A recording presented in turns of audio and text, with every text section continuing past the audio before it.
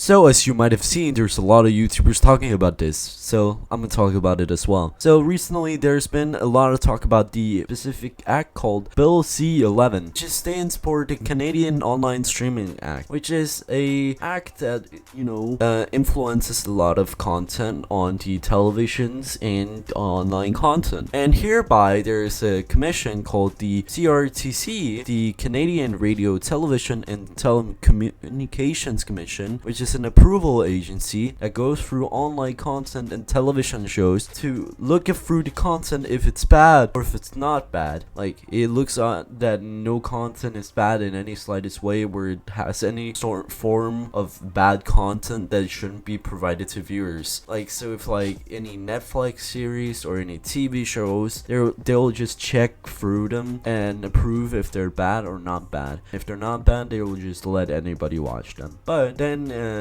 that's not the really point, because a lot of people would just say, oh well, then what's the point here? They're just checking bad content. So what does this have to do anything with YouTube? Well, that's where we get to something called the CanCon, Canadian Content Act, which is basically where Canadian content is favored over other content. Yes, the commission will check if the content is Canadian enough, then they will actually say, alright, if it's Canadian enough, then we'll promote the content.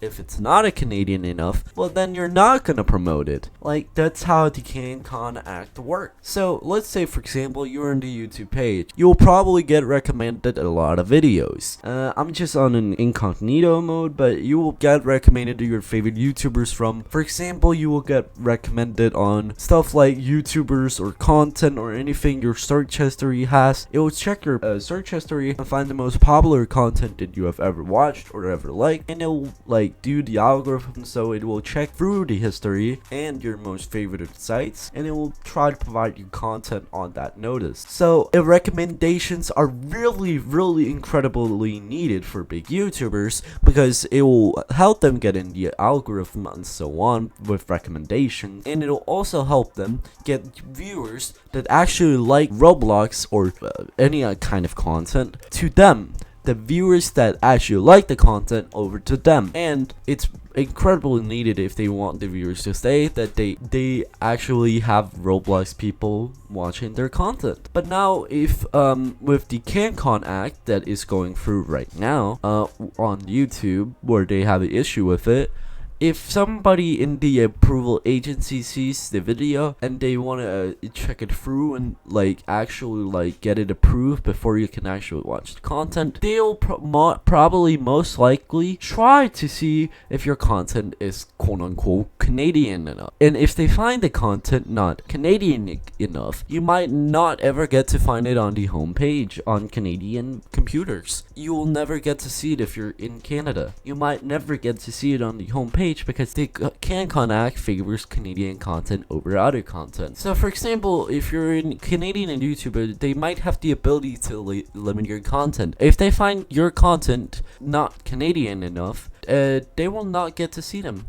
Like, if your videos from Canada will actually not be like realistically or any kind of way quote-unquote Canadian enough, people might not actually be able to see them because you're a Canadian YouTuber, and they will not promote your content. Just really bad, of course, and that's why many YouTubers that live in Canada are talking about moving if this act actually go through, so they can live in another country or whatever. If you live in Canada, you may never ever see my videos ever again on your homepage, and you might ever not see them on the recommendation or any YouTuber's videos of that matter. If they're not Canadian enough, which I don't understand what's Canadian enough, there's apparently a website for it. Anyways, if it's not Canadian, if my content is not Canadian enough, the Canadian approval aid will not let my content be watched by any Canadian viewers on the YouTube homepage or any recommendation, which is really bad because a big proportion of my viewers are from Canada, and